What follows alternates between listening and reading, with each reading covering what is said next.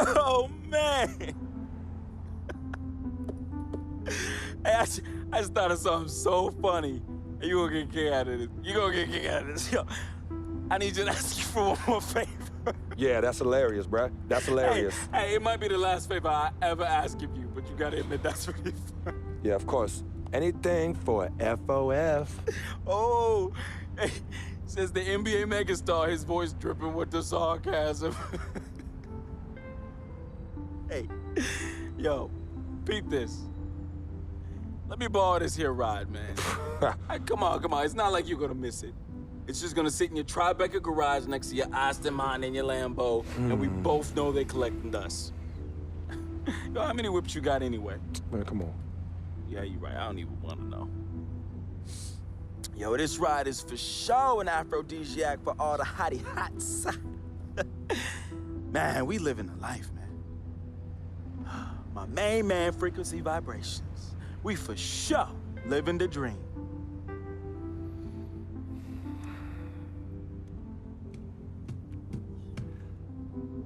I need this back at the end of the season in the same condition.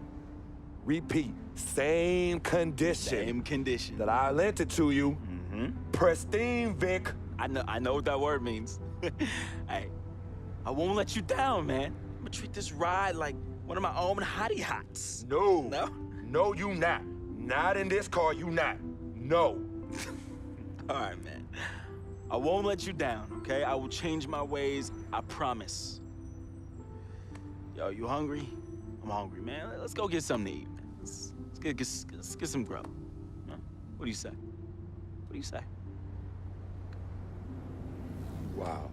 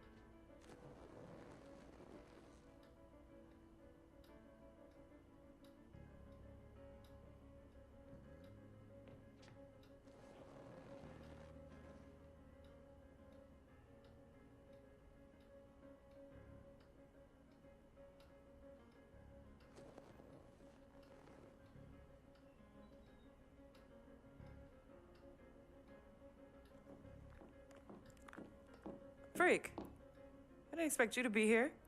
Coach let practice out early. You okay? What's going on? Same old, same old. Wow, your shoulders are really tight. Are they stressing you out again? Yeah. Well, you know you always got me, right? I'm always gonna be here. Baby, I'm your ride or die. And as quiet as it's kept, you and I are the real Team Freak. Of course. Word of my mom's.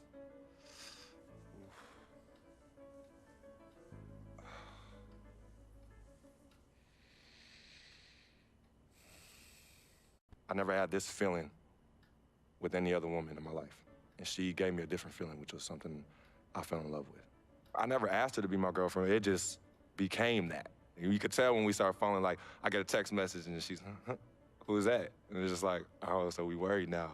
Oh, so no more of that? All right, you know what I mean? So that's how I came to agreement. What's different about Yvette? Well, when you could teach me something or give me knowledge about anything, I'm already attracted to you as a person. I love learning, and she was very intellectual, and she's a very strong woman. And in this life, I need a strong woman. Yeah, send him in. Cece, Hey, how are you? good to see you again. My pleasure. Freak, great game last night. That's what I do, right? Indeed, have a seat. Pagnotti. How you doing? Thought you'd be selling used cars by now. Funny, comedian. I thought you would have invested in some new clothes, being a team owner and all. I see you still rocking that Goodwill look. Freak, what are you hanging around with this guy for? You know he's bad company, right? Got no choice. He helps me pay the bills. Plus, our mother loves him. Thank you all for coming by on such short notice. You're welcome. So you know why we're here, right? Not really. You want to negotiate an extension for Freak, right? Well, since you mentioned it, your client is quickly becoming a liability for this organization. We've already put a plan in place that's going to address all your concerns and issues. Let me finish. Thank you. Myself, the front office, and the coaches are not satisfied with the adjustments you've made in your life off the court. I personally warned you about the company you keep, and we're fed up with the late nights and showing up late to shoot-arounds and the bad press and the incident at the nightclub. I told you Vic was going to be your downfall, and I was right. Something has to change now, or we're not going to need your services any longer. If this is about that Twitter stuff, Vic was playing. Okay, it was a joke. It's not about that. It's everything. Like I told you before, Vic is my best friend. I can't just cut him off. He's practically family. Not really. What exactly are you trying to say? I'm not trying to say anything, Dom. I'm saying it. Freak and his friend Vic are a problem for me and this organization. And I called you in here to figure out how we all together can fix this problem. And right now, I'm only seeing one solution. I agree that Freak may need to make some adjustments in his personal life off the court, but that's a learning process. We both know that. But this almost sounds like a threat. And Dom Pagnotti doesn't take too kindly to threats. Is this a threat? Call it what you will. We all know that Vic is a problem. The only person who doesn't seem to realize that is my brother. I'm sorry, bro, but enough is enough. I don't have a problem with what you're saying. I have a problem with how you're saying it. Now, I know we can come to some understanding without all the ultimatums or threats. Can we all come to a understanding, a compromise? No, no more compromises. I already warned Freak. I told you. Don't be a hero. Cut that zero. It's cut Vic loose, or we trade Freak. It's that simple. Fine, we'll go sign with another team. Good luck with that, Pagnotti. Because of Vic, Freak's reputation precedes him. No, because of Freak's God-given talent, his reputation precedes him. Everybody's been talking. Dom, you know how this works. This is not about you and me and our history. This is about your client. Help him. You talking as if I'm invisible. You talking around me, about me, but not to me. Vic has always had my back. And I've given this team everything I got. I practice hard. I play hard. Yeah, some nights I got it, some nights I don't. Some days I might even show up a little late to shoot-arounds. But every time I'm on that court, I've always given my best. And I see how it is, though. I mean, us players got to be loyal to you, but you don't have to be loyal to us players. Try to give me some father and son talk, talking about how you love your players and how you look up for them. Come on, man. You trying to cut me off like you cut off Izzy. Don't you have people loyal to you no matter what? People you can't cut off? Well, that's me and Vic. Vic and me. Y'all insist, really. They could tell me stop hanging with Vic. What makes you think they won't tell me stop talking to you? You remember in 7th grade, some guys were trying to jump me over some girl. Vic was the one to get some friends just to walk me home. And when they came, we went at it, but I wasn't alone. When I got my scholarship, it was Vic who put the word on the streets that nobody should mess with me because I had a future. Vic was protecting me. And sir, I know Vic is crazy. But before all the hype and the lights, media, fans, it was just me and Vic. He's always been there.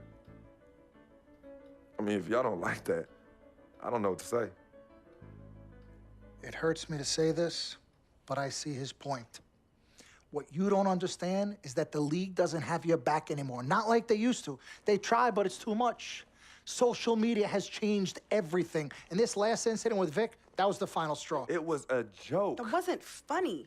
You know it wasn't a joke. Vic was defending you, stepping in to protect your honor by attacking another teammate like that? Talking about his manhood, his wife, his kids, his family, so you can be the big dog on the court?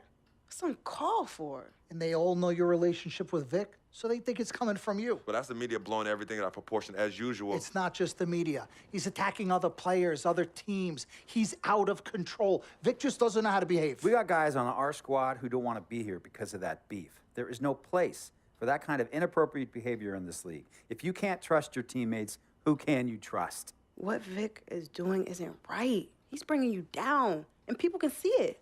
I see how all the other players are looking at you. Oh, it's not cool. It's not cool at all. What, don't talk to him? Don't hang with him? You do what you got to do. That's your call. But let me tell you this. You asked me if I had friends that I couldn't cut off? Yeah, I did for a while. Friends, business partners, girlfriends, wives, family that I thought I couldn't cut off. But I learned that sometimes you got to make the hard decisions. I mean, some of these people, they were just bad for me. They were bringing me down. They weren't making me better. They were good for the time that they were there, but I grew up, not in age and maturity, but in mind and spirit. I was ready for the next level in my life. And I'll be honest with you, I've been on the receiving end of that. I've been cut off before myself, and yeah, it hurt at the time. But looking back, they were doing the right thing for me. Just don't tell my ex-wife that, Pagnotti. So what's the next move? The next move is Freaks. It always has been. The question is he ready and willing to do what needs to be done?